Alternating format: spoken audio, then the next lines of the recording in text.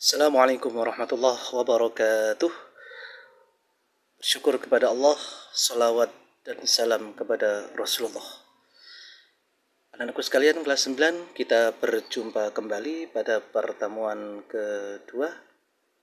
Alhamdulillah, kita masih diberikan umur panjang dan kita lanjutkan materi yang kemarin, masih tentang mengimani hari akhir. Yang ingin saya bahas kali ini adalah tentang KD 3.3, yakni memahami makna iman kepada hari akhir berdasarkan pengamatan terhadap dirinya, alam sekitar, dan makhluk ciptaannya. Baik anak-anakku sekalian, kita bahas ini dulu. Jadi kalau kemarin kita sudah bahas tentang beberapa dalil naklinya, sekarang kita coba untuk membahas dalil aklinya dulu. Akli. Anda bisa melakukan pengamatan terhadap diri Anda sendiri. Seperti apa Anda dulu? Anda dulu sebenarnya tidak ada, kemudian diadakan oleh Allah, dan suatu saat akan kembali kepada ketiadaan lagi. Anda dulu tidak pernah ada di dunia ini, Anda dilahirkan, Anda kemudian dewasa, terus Anda mati. Tidak ada. Anda dulu ketika masih bayi, kulit Anda masih bagus, halus. Tapi semakin hari, semakin dewasa, kulit Anda akan menjadi, makin hari akan makin keriput, dan makin keriput. Anda meninggal dunia. Mungkin dulu yang rambut Anda masih kecil, masih bagus, warnanya hitam. Tapi coba kita lihat, suatu saat rambut itu akan berwarna putih. Dan pada akhirnya akan juga mati. Jadi kita bisa melihat kepada diri kita, kejadian diri kita, bahwa itu menunjukkan bahwa kita ini adalah fana. Kita ini sementara, kita pasti akan binasa. Kita juga bisa melihat kepada alam sekitar kita. Mungkin sekarang lagi musim panen padi. Anda tengok itu padi. Padi dulu ketika masih kecil baru ditanam, kecil, hijau. Terus semakin hari semakin besar, mulai dia berbuah. Yang tadi daun warna hijau, semakin hari akan berwarna kuning ketika dia sudah berbuah. Dan ketika sudah kuning dia dipanen. Setelah panen, mungkin daunnya, tumbuhannya, pohonnya akan dibakar. Habis. Itulah hidup di dunia. Ada siklusnya. Dari tidak ada, terus diadakan, dan kemudian menjadi tidak ada kembali. Itulah hidup. Nah, kalau kita sudah secara akli bisa melihat ini, bahwa tidak ada yang abadi di dunia ini. Oleh karena itu, kita harus lebih mawas diri untuk mempersiapkan apa? Kehidupan yang kekal abadi. Itulah kehidupan di akhirat nanti. Baik anak-anakku sekalian, dan untuk selanjutnya kita akan membahas fase-fase kehidupan yang nanti akan kita lalui bersama. Sebelum kiamat kubro terjadi, kita akan melewati fase yang disebut dengan kiamat sugro dulu, yaitu yang disebut dengan kematian atau maut. Dan ini yang mungkin biasanya banyak orang yang takut untuk melewati fase ini.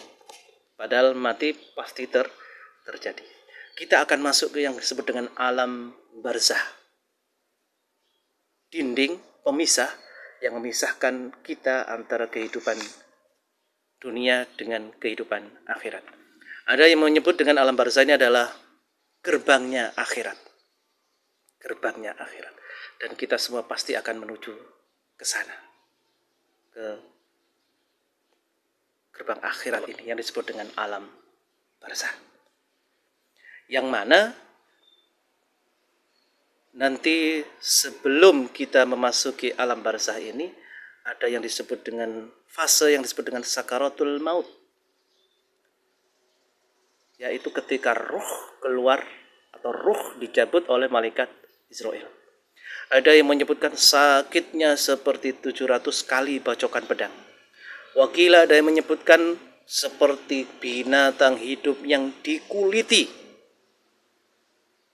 Saya yakin sakitnya pasti luar biasa.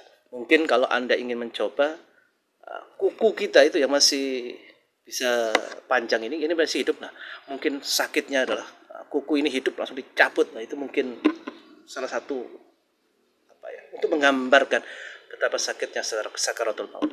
Dan itu yang mungkin membuat beberapa orang menjadi takut untuk mati tadi. Tapi sebenarnya anak-anakku sekalian, yakinlah bahwa sakaratul maut itu memang sakit. Tapi kalau sakit itu ditutupi oleh sesuatu yang sangat indah, oleh sesuatu yang sangat luar biasa, niscaya rasa sakit itu tidak akan terasa. Atau mungkin kita terhipnotis oleh sesuatu yang luar biasa, pasti rasa sakit itu tidak akan terasa. Ada sebuah kisah, saya yakin Anda mungkin pernah mendengarnya, kisah Nabi Yusuf alaihissalam dengan Zulaikha. Sebagaimana kita ketahui, Zulaikha itu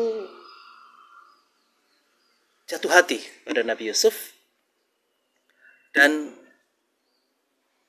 sampai melakukan sesuatu yang di luar nalar sebagai seorang perempuan.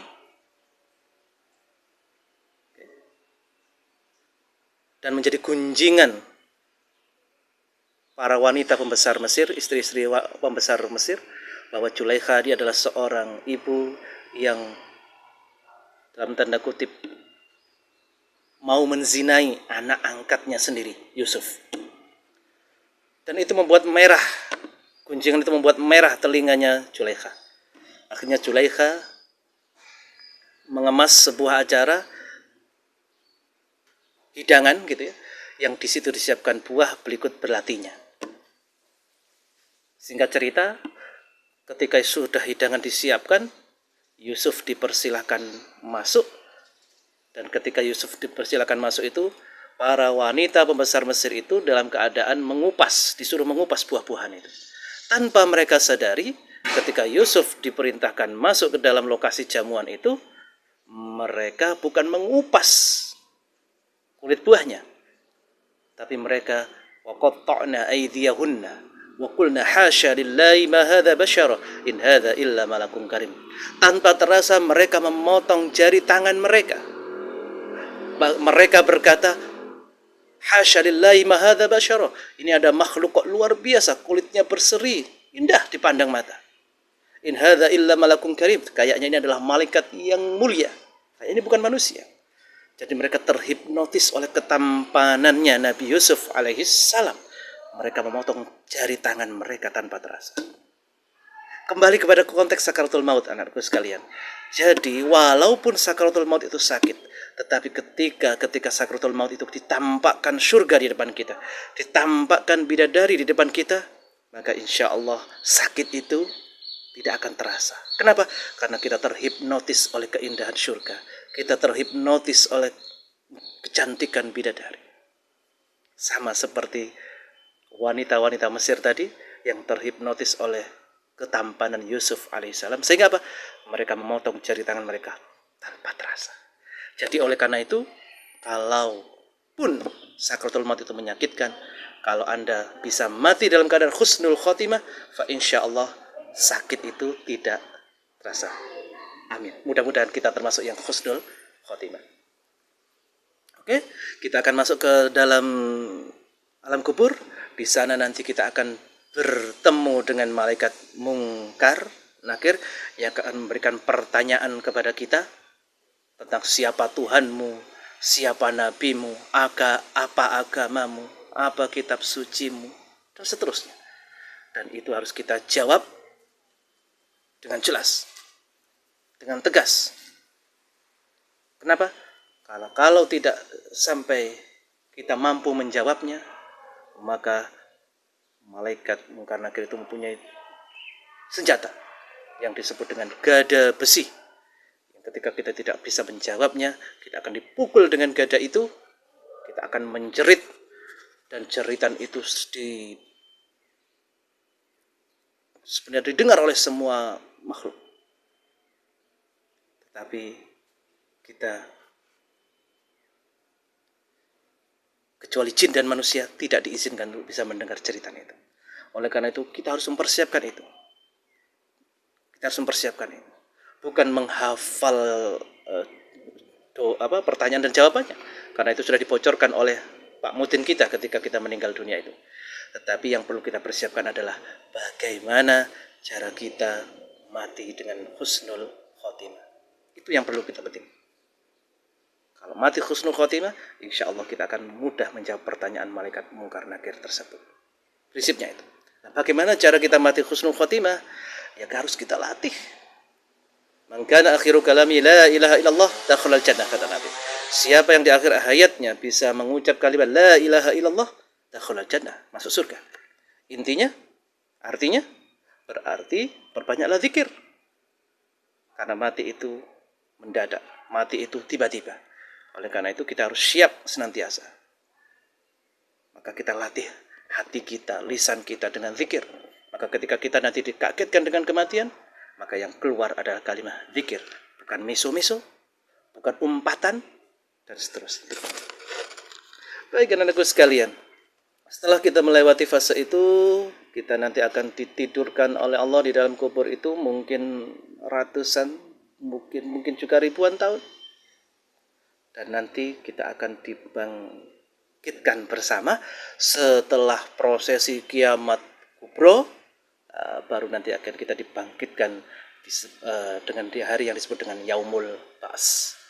Dan Yaumul Ba's dan seterusnya kita akan bahas di pertemuan yang akan datang. Tugas Anda di rumah kemarin, insya Allah sudah saya sampaikan. Saya ingin Anda membaca dalil nakli yang berkaitan dengan kiamat, yang kemarin sudah saya sebutkan di pertemuan yang pertama. Anda rekam suara Anda kirimkan ke WA pribadi saya. Saya tunggu. Gunakan suara terbaik Anda ketika Anda merekam.